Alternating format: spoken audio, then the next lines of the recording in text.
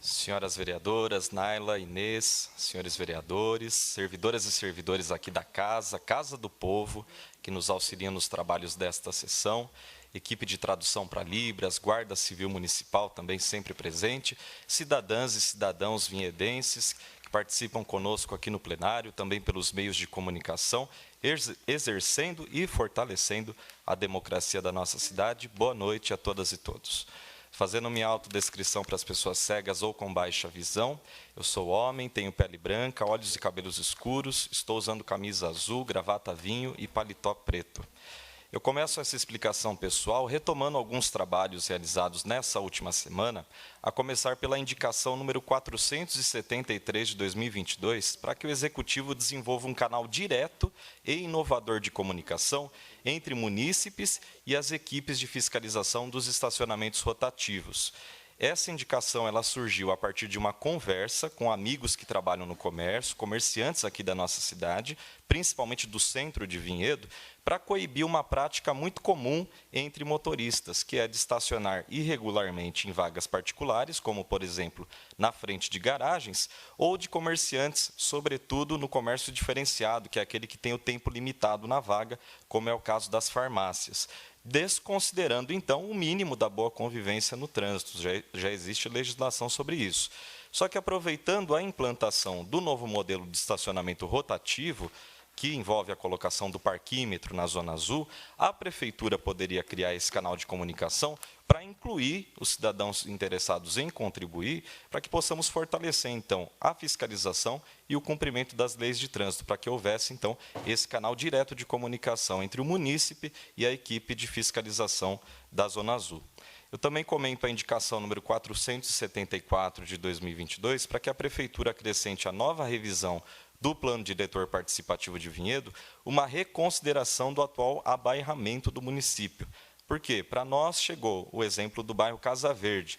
Está identificado como Vista Alegre. Isso causa problemas para o direcionamento de motoristas de aplicativo, no GPS, para a entrega de correspondências no endereço correto.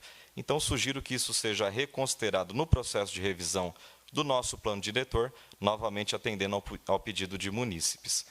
Ainda nessa última semana, também estive em visita à unidade de pronto atendimento, a UPA, estive lá novamente, porque no começo do mês de maio eu fiz essa visita, mas agora eu voltei para conferir algumas questões referentes à infraestrutura daquele prédio.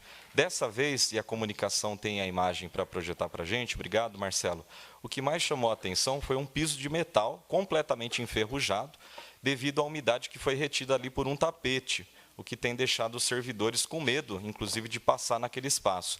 No entanto, o problema é que esse é um acesso vital para todos os servidores, sobretudo na hora de bater o ponto. Então, eu cobro uma solução rápida, efetiva, por parte das secretarias envolvidas. Só que esse não é o único problema, não apenas para servidores, mas também para usuários, as pessoas que, por necessidade, não por recreação, recorrem ao sistema público de saúde. Então, eu retomo aqui o pedido apresentado na moção número 370 de 2022, de minha autoria, e vou pedir, Marcelo, para ir passando as imagens para a gente, por gentileza, na qual eu aponto ao Executivo a necessidade de alguns reparos. Temos uma abertura em alvenaria do forro, que tem contribuído para a entrada de pombos, de outros animais no prédio, armários dos funcionários em péssimo estado de conservação, assentos da sala de vacina, a gente já viu agora a imagem também dos refeitórios, da sala de espera, igualmente em situação muito ruim de conservação, ausência de assentos nos vasos sanitários dos banheiros destinados para os usuários e para os servidores, também vimos a imagem, inexistência de alguns equipamentos sanitários, gabinete da sala de vacina em mau estado de uso, guarda-corpo de proteção dos fundos do prédio que está danificado em um trecho, ausente em outro, inclusive podendo ocasionar um acidente, janelas dos escritórios e vestiários com perigo de queda, paredes da recepção com manchas de infiltração, isso também nos escritórios dos servidores da saúde, algumas portas, como a gente também viu nas imagens, de consultórios com necessidade urgente de uma manutenção, extintores com prazo de inspeção técnica vencido e também uma tomada elétrica da sala de vacina, que a gente está vendo aí com demanda de conserto, ela está pendurada ali, saindo do teto. Eu sei que há um projeto sendo anunciado pelo Executivo para a reforma da UPA, mas eu também deixo aqui esses apontamentos justamente porque grande parte das questões levantadas não são questões estruturais, não é algo estrutural, mas sim problemas que seriam facilmente resolvidos com uma manutenção periódica. Falando agora sobre infraestrutura urbana, no dia 23 de maio, na 58ª sessão ordinária dessa legislatura, foi colocado em votação o requerimento número 61 de 2022, no qual questionei a Prefeitura a respeito da instalação de LED, que é o diodo emissor de luz na iluminação pública. A Prefeitura já chegou até mesmo a mencionar a criação de um grande corredor com essa tecnologia, e nós também encaminhamos a imagem, a comunicação está projetando para quem está assistindo em casa e também aqui no plenário, mas em se tratando de uma política pública, é necessário nós termos acesso ao cronograma, aos prazos e, antes de mais nada, ao mapeamento setorizado dessa ação. Então, perguntei no requerimento, naquela sessão, se existe essa documentação. Por meio do próprio requerimento, também sugeri à Prefeitura que utilizasse os braços de luz antigos, próprio para as lâmpadas de vapor de sódio, vapor de mercúrio, para a instalação de novos braços, onde ainda hoje não existe a lâmpada no poste, sendo alguns deles, inclusive, no centro da cidade, como eu mencionei, inclusive na sessão passada, por exemplo, temos a extremidade da rua Oswaldo Cruz, toda a extensão da Avenida João Batista de Oliveira Bicudo, na Vila Cascais, tudo aqui próximo ao centro. Naquela sessão eu estava com Covid, não pude participar presencialmente, mas a vereadora Naila de Souza, minha companheira de partido, fez a explicação do requerimento, só que mesmo assim ele foi reprovado pela maioria dos vereadores.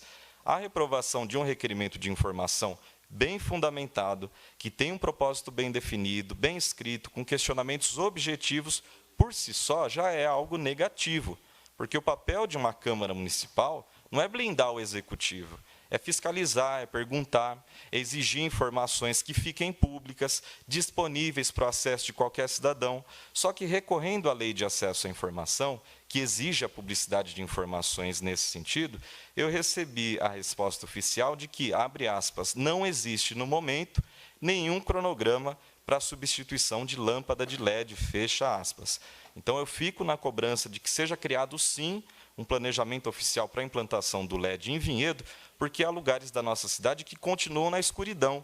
E quando há iluminação, as lâmpadas são antigas, acabam gastando mais energia, dinheiro público e não oferecem a segurança adequada a essas ruas. Portanto, que a Prefeitura tome providências adequadas.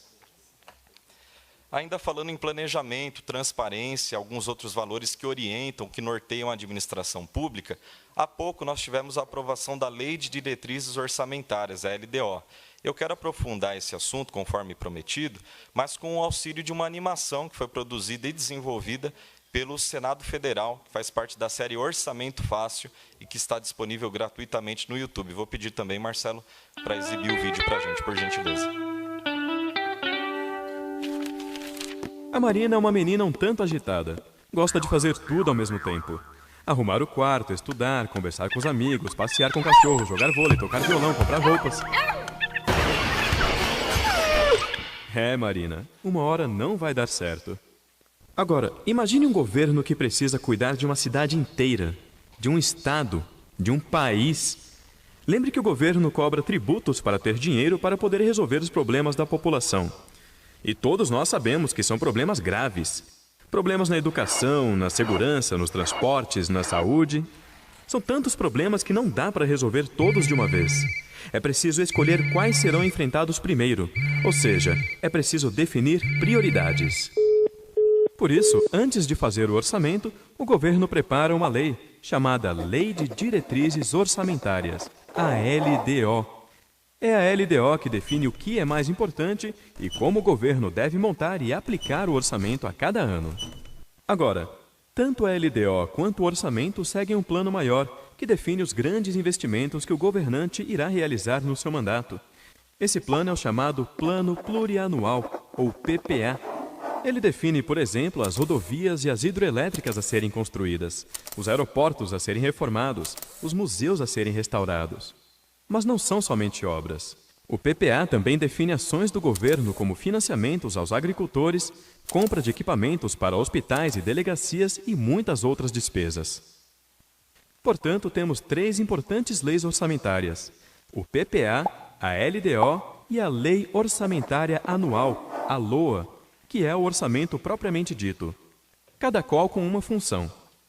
Para ficar mais fácil, vamos imaginar uma partida de futebol.